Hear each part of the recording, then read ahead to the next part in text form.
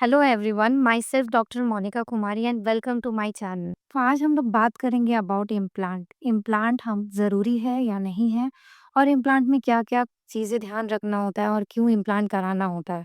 सबसे पहले इम्प्लांट इसलिए ज़रूरी है, मैं आपको सबसे पहले इम्प्लांट के बारे में बताना चाहूँगी कि इम्प्लांट एक आर्टिफ़िशियल चीज़ होता है, बट वो दाँत जैसा हमारा नेचुरल दाँत होता है, दाँत जो हमारा नेचुरल होता है उसमें क्या होता है, दाँत के ऊपर जो क्राउन दिखता है, जो हम लोग को मुँह में दिखता है, और उसके नीचे क्राउन के नीचे एक रूट बना रहता है। कोई भी चीज़ का जड़ होता है वो दाँत का। तो रू क्राउन हो गया और जड़ है, ठीक है? ये दोनों चीज़ मिला के हमारा नेचुरल दाँत है। उसी को मिमिक करने के लिए हमारा इम्प्लांट वैसा ही होता है। इम्प्लांट में भी सेम चीज़ हम लोग क्या करते हैं, सबसे पहले पेशेंट के माउथ में जहाँ पे दाँत नहीं है, वहाँ पे वो जड़ डालते हैं एक तरह से आर्टिफ़िशियली। आर्टिफ़िशियली जड़ डालने का मतलब क्या हुआ कि जो हमारा दाँत का शेप है, साइज़ है, जैसा जड़ होता है, वैसे ही हम लोग आर्टिफ़िशियली इम्प्लांट के डिफ़रेंट-डिफ़रेंट मटीरियल्स होते हैं, जो हमारे मुँह के लिए ही बने हुए थे। उससे कोई हमारे मुँह को नुकसान नहीं होता है और वैसे ही बना होता है। तो हम लोग क्या करते हैं, सबसे पहले तो जो हम लोग इम्प्लांट प्लेस करते हैं पेशेंट के माउथ में, वो उस नेचुरल टूथ की तरह मिमिक करता है, इसीलिए बेस्ट ऑप्शन होता है इम्प्लांट। अब बात करते हैं हम उन पेशेंट्स की जिन पेशेंट के मुँह में एक भी दाँत नहीं होता है। वैसे पेशेंट्स में ज़्यादा दिन तक उन्हें रिकमेंड नहीं करना चाहिए कि मसूड़े के सहारे से खाना खाएँ, क्योंकि बहुत पेशेंट ऐसे होते हैं जिन्हें पता ही नहीं होता है। वो क्या करते हैं कि दाँत नहीं लगाना है, मसूड़े से तो काम चल रहा है। बट आई विल रिकमेंड ऐसा ना करें। क्यों? क्योंकि ऐसा करने से क्या होता है कि आप जो खाना खा रहे हैं, वो आपका खाना अच्छे से पचता नहीं है। इसलिए नहीं पचता है क्योंकि जब हमारे मुँह में हमारे दाँत प्रेज़ेंट रहते हैं, हम कोई भी खाना खाते हैं तो वो दाँत हमारे खाने को स्मॉल-स्मॉल पीसेस में कन्वर्ट करता है, और स्मॉल-स्मॉल पीसेस में कन्वर्ट करके उसको पूरा चर्निंग मूवमेंट करता है, सो दैट कि हमारे पेट तक जब वो खाना जाता है, वो आधा अच्छे से वो पूरे तरह से स्मूथ हो चुका होता है, जिसके कारण हमारा बॉडी ईज़िली डाइजेस्ट कर पाता है। बट सेम चीज़ अगर ऐसे पेशेंट में देखें जिनमें हम एक भी दाँत नहीं है, अगर वो मसूड़े से बहुत लॉन्ग टर्म तक खाना खा रहे हैं, उनके साथ बहुत प्रॉब्लम हो सकता है, बहुत सारी बीमारियाँ हो सकती हैं। सो प्लीज़ आप लोग अवेयर होइए इस चीज़ के लिए कि आप लोगों को अगर दाँत नहीं है, प्लीज़ नियरेस्ट डेंटिस्ट के पास कंसल्ट कीजिए। कोई ज़रूरी नहीं है कि आप जो भी एडवर्टाइज़मेंट आ रहा है, वहाँ जाना है, इधर जाना है। कोई भी डेंटिस्ट जो आपको लगता है उसके पास जाइए और अपना ट्रीटमेंट लीजिए। ज़्यादा दिन तक मसूड़े पर मत खाना खाइए। सो हमारी फ्रेंड्स, हम लोग इस केस के बारे में बात करेंगे, जिस केस के बारे में पेशेंट यहाँ पे मेरे पास आई थी जिनका एक भी दाँत नहीं था, ना ही ऊपर में, ना ही नीचे में। अब वो बहुत दिनों से मसूड़े से खा रही थी, लगभग 5 साल। 5 साल से मसूड़े पे खाते-खाते क्या हुआ, जो मसूड़े के नीचे जो उनकी हड्डी होती है, वो हड्डी पूरी घिस गई थी। जिसके कारण क्या हुआ, हमारा जो हड्डी है पेशेंट के माउथ में, क्योंकि हम कोई भी दाँत देंगे नेचुरली को मिमिक करेंगे तो हमें सपोर्ट तो चाहिए ही ना। हम हड्डी पे सपोर्ट के बिना हम कैसे दाँत देंगे? क्योंकि कोई भी इंसान अगर आर्टिफ़िशियली हम लोग कोई चीज़ मिमिक कर, उसके लिए भी रिक्वायरमेंट होता है कि किस-किस रिक्वायरमेंट के प्रेज़ेंट में हम लोग कौन-कौन सा टाइप का दाँत पेशेंट को प्रोवाइड कर सकते हैं। तो ये जो पेशेंट आई थी हमारे पास, इनके पास मसूड़े बिल्कुल भी अंदर में हड्डी नहीं था। हमने एक ओपीजी का एक्स-रे कराया, एक्स-रे करा के चेक किया, उसमें भी कन्फर्म किया तो उनका हड्डी का लेवल जो है नीचे वाले जबड़े का, वो बहुत ही फ्लैट था, जिसके कारण हमने प्रोसीड तो किया दाँत बनाने का, बट पहले ही उन्हें समझाया कि 3 तरह का कैटेगरी है। पहला है कैटेगरी जिसमें हम लोग निकालने-खोलने वाला दाँत बनाते हैं। उसमें उस बनाने के लिए एट लीस्ट आपका हड्डी थोड़ा होना रिक्वायरमेंट है, क्योंकि अगर हड्डी बिल्कुल नहीं रहेगा तो निकालने-खोलने वाला दाँत सपोर्ट नहीं करता है। दूसरा हमने ऑप्शन दिया जिसमें सेमी फिक्स्ड ऑप्शन बोलते हैं, जिस केस में हम लोग इम्प्लांट डाल के जो पूरा माउथ का सेट आता है, मतलब दाँत का ऊपर का और नीचे का, उसको थोड़ा-सा हम सेमी फिक्स्ड करते हैं। सेमी फिक्स्ड मतलब कि हम लोग थोड़ा-सा उसको फिटिंग जैसा फीलिंग देते हैं पेशेंट को, और वो बोलते समय, छींकते समय, खाते समय वो दाँत नहीं निकलता है अपनी जगह से, वो फिक्स्ड की तरह रहता है। बस उसमें यही होता है कि आपको निकाल के एक बार दिन भर में साफ करना होता है। तीसरा ऑप्शंस होता है जिसमें हम लोग फुल्ली फिक्स्ड ऑप्शन देते हैं। फुल्ली फिक्स्ड में हम लोग क्या करते हैं, उसमें नंबर ऑफ इम्प्लांट बढ़ाते हैं।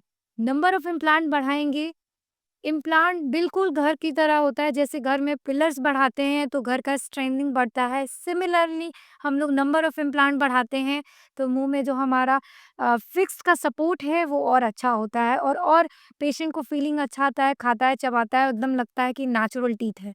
सो इस पेशेंट को हमने फुल वाला भी ऑप्शन दिया था, but patient has not opted for fully option, she has opted for semi fixed option. अब सेमी फिक्स्ड ऑप्शन के थ्रू हम लोग आगे बढ़े और उसमें पेशेंट्स का क्या-क्या चेंजेस किए, ये मैं आप सबको दिखाना चाहूँगी through my case. So let's get started with my case. इनका ऊपर नीचे का ओपीजी एक्सरे है। ओपीजी एक्सरे में ऊपर नीचे का जबड़ा का बोन का वॉल्यूम पता चलता है कि कैसा है। तो ये पेशेंट देख सकते हैं मुंह में एक भी दांत नहीं है। ऊपर और नीचे का जबड़ा का जो हड्डी है वो थोड़ा घिस गया है, क्योंकि ये जो लेडी है, ये जो पेशेंट है मेरी, ये बहुत दिनों से बिना दांत का खाना खा रही है और तो दांत है ही नहीं और खाना खा रही है, इसका मतलब मसूड़े को घिस रही है। मसूड़े को घिसने के कारण जो हड्डी का लेवल है इनका डाउन हो चुका है। इनको कुछ ऐसा चाहिए था जो कम पैसे में थोड़ा फिक्स्ड वाला फीलिंग दे, तो इनको ऊपर नीचे का दांत का पूरा सेट बनाया है मैंने, लेकिन फिक्स्ड वाले फीलिंग के कम पैसे के साथ साथ तो उसमें इनका ऑप्शन था इम्प्लांट सपोर्टेड ओवर डेंचर। इसमें क्या किया मैंने, 2 इम्प्लांट के सहारे ऊपर नीचे का मुंह का दांत सेट दिया है निकालने खोलने, जिसके कारण इनको आराम मिले। तो इसी ट्रीटमेंट के साथ आगे बढ़ते हैं। इसी ट्रीटमेंट प्लान के साथ देख सकते हैं ऊपर का ये जबड़ा है, ये है नीचे का जबड़ा, एक भी दांत नहीं है और दांत घिसा, ये मसूड़ा घिसा हुआ है। ये देख सकते हैं पेशेंट को जो मैंने डेंचर बनाया है ऊपर नीचे का दांत का सेट। ये है इम्प्लांट का सर्जरी का हमारा। फिर मैं सबसे पहले इंजेक्शन देने के लिए एलए लोड कर रही हूँ, क्योंकि सबसे पहले हमें सून करना होगा उस एरिया में जिस एरिया में हमें इम्प्लांट प्लेस करना है। तो ये मैं जो बबल्स आए हुए हैं मेरे नीडल्स में उसको निकाल रही हूँ, सो दैट कि बबल्स ना रहे, क्योंकि हमें जब भी इंजेक्शन देना है वो बबल्स नहीं रहना चाहिए।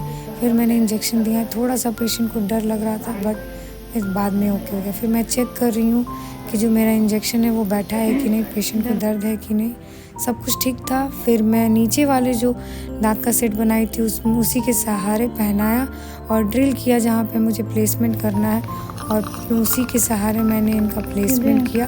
सबसे पहले इंसिजन किया, इंसिजन करके हड्डी को एक्सपोज किया, एक्सपोज करके फिर मैंने देखा कि बोन कितना है।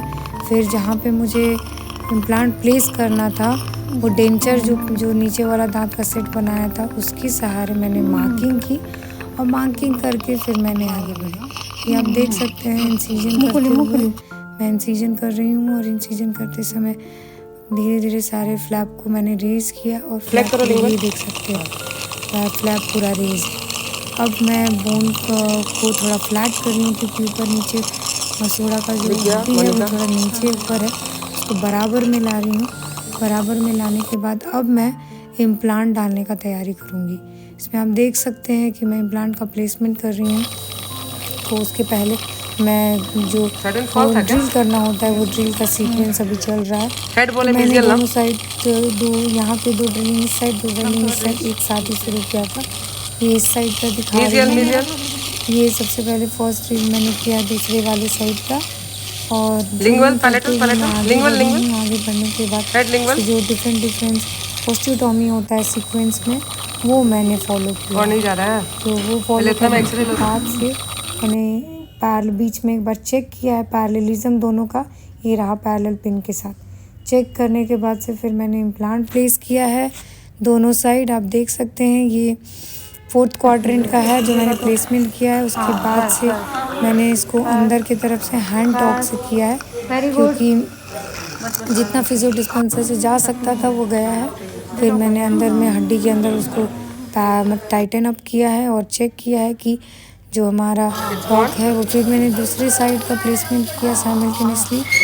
यहाँ पे भी प्लेसमेंट करने के बाद से फिर मैंने टॉक दिया, टॉक से टाइट किया। ये टाइट करने वाला होता है जो हमारे हड्डी के अंदर जाके पूरा इंगेज कर देता है हमारे इम्प्लांट को। ये फिर मैं इंगेज कर रही हूँ बेसिकली इम्प्लांट को अंदर में पूरा, ताकि ये बोन के अंदर लेवल्स तक चला जा सके।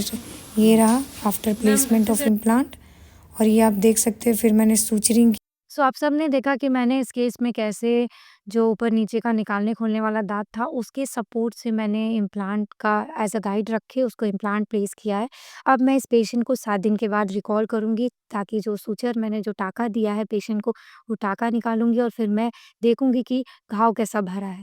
फिर मैं पेशेंट्स को रिकॉल करके और फिर 3 मंथ्स के बाद मैं आप लोगों को एक फिर से एक नया वीडियो दिखाऊँगी जिसमें मैं कैसे अटैचमेंट्स लगा के पेशेंट को सेमी फिक्स्ड कर रही हूँ ताकि पेशेंट ईज़िली फिक्स्ड वाला एक्सपीरियंस ले सके और ईज़िली खाना व खा सके।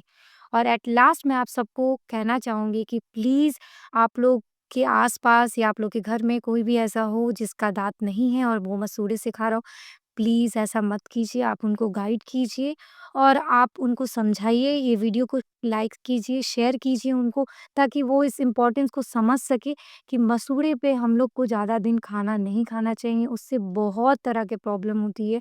पाचन शक्ति अगर खराब हो जाता है तो हमारे बहुत सारा गैस्ट्राइटिस का इश्यूज़ होता है।